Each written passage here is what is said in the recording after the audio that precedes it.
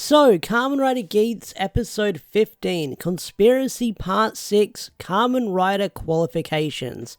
This episode I enjoyed, but I've got some nitpicky stuff with the episode that's probably going to sound silly in hindsight. So, this episode saw the death of Buffer.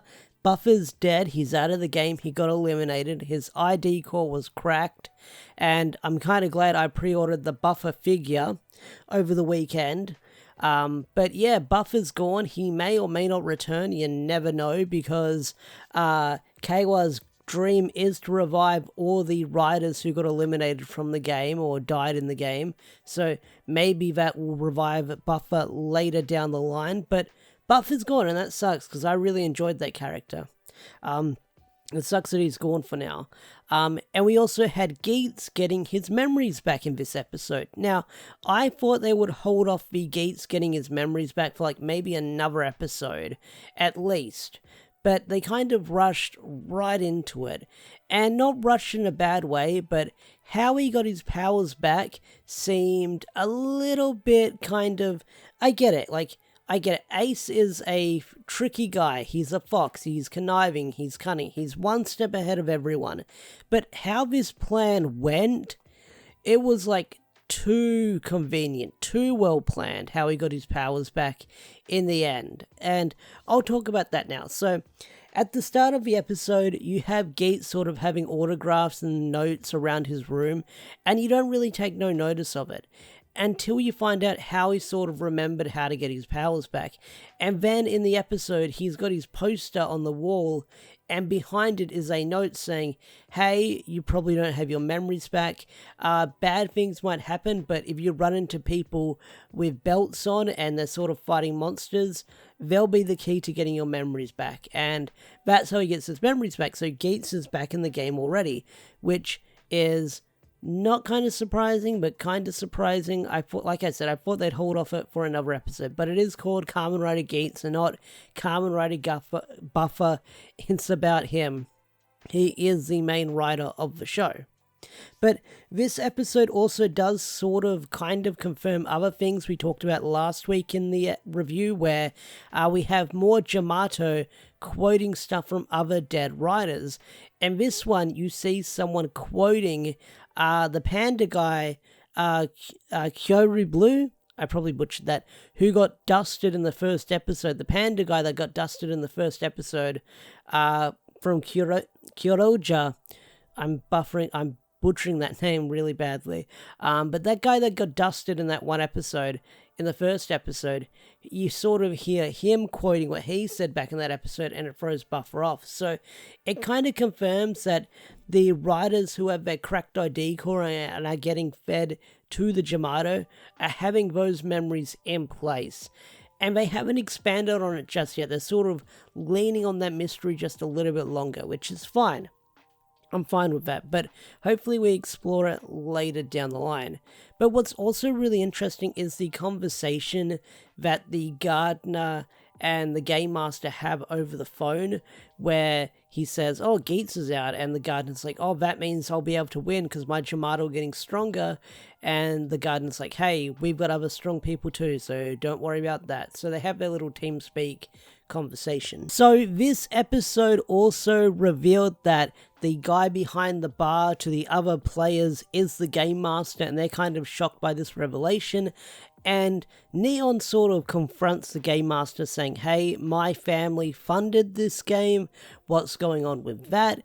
And Samori's like, maybe we should tell him, and he cuts her off, and we don't get an answer to that. So there's still a lot of mystery behind the game that's going on right now, and why they need to do it, because we do get another shot of the executive, and this guy definitely must be some kind of villain, because after like he sort of applauds Geats' awesome battle scene, which that scene was fucking awesome, I will say that. Geats sort of soloing all those Jamato, that was really freaking awesome. I really enjoyed that scene. That was amazing. That was really freaking cool. But yeah, he sort of applauds and stands up, and as he's watching Geats take out all those people, and after that scene, you have that dramatic music sting, like the wah kind of like that. It sounded like that to me. So that shows that this guy's villainous in some shape or form. He's somehow pulling the strings. Probably, you never know. But the episode did end with the Game Master offering Neon and Kawa another game for them to play, which, if you know the episode of next week's title, I'm not going to spoil it because some people don't watch the episode previews here and there and then they chuck a big sad if I mention it. But yeah, Buffy got eliminated this game, which was I kind of knew that was happening with the episode preview and the screenshots they've been showing with the promo images, but it's sad to see the dude go because he was one of my favorite characters in Geats. Like, he was one of my favorite secondary rival rider characters that I really enjoy seeing. And I'm sure he'll return eventually because the dude's a player. He's kind of a key figure. There's a lot we need to learn about him, like his friend that got eliminated all those years ago from back in the day. Like, there's a lot we need to sort of learn about this character because he's been playing the game for probably not as long as Geats, but he's been around. He's been around a few games here and there we can sort of confirm. Or sort of speculate on. So I feel like Buffer's, although he's dead and gone from the game, he's gonna come back in maybe 5 or 10 episodes or something later down the line. No doubt about it. And we'll probably learn more about his backstory and his friend that passed away eventually. But yeah, this episode, like I said, small nitpicks of how Geats got his powers back so quickly and his plan was so wacky and contrived. It's obvious that, of course, but just how the scene played out with how he had, plans for everything in his room to get his memories back was, kind of a little bit over the top for me. I was like, okay, this guy's figured everything out, but that's the deal with Ace. He's one step ahead of everyone all the time, which is kind of cool. I will say it's kind of cool because you never know what Geats is planning. You never know what's going on in that guy's head.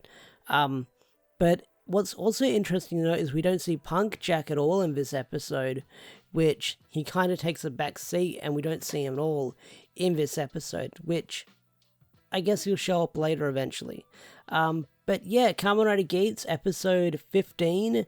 I enjoyed the cool action scenes. The Buffer death was kind of sad, and like I said, small nitpicks with how Geats was brought back into the game so quickly, but it is what it is. It is what it is. I thought this episode was enjoyable, and I can't wait to see next week's episode, which will be the last episode of Kamen Rider Geats and the last episode of Don Brothers for the year. So yeah. So what did you guys think of Kamen Rider Geats episode 15? Love it, hate it? Tell me in the comment section down below. I'd love to hear your thoughts and opinions. With that said, I'm going to bring this video to a close. If you enjoyed this video, hit that like button, subscribe to the channel if you're new, and I will see you guys in the next video. Peace out, take care, bye.